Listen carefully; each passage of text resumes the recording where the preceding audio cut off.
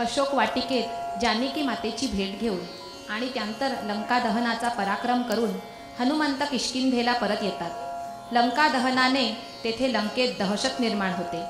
सीताहरण हा आता लंकावासियांच्याच जीवन मरणाचा प्रश्न झाला आहे।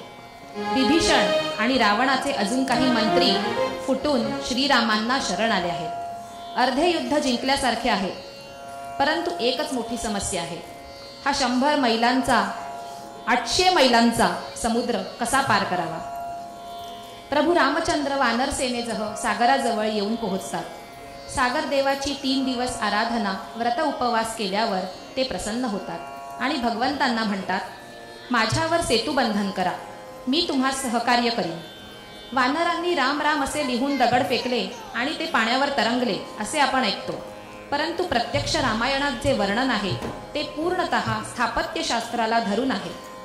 संपूर्ण वानर सेना यंत्रसामुग्रीपासून इवल्याशा खारीचा वाटा देखील या सेतू बांधण्यात आहे।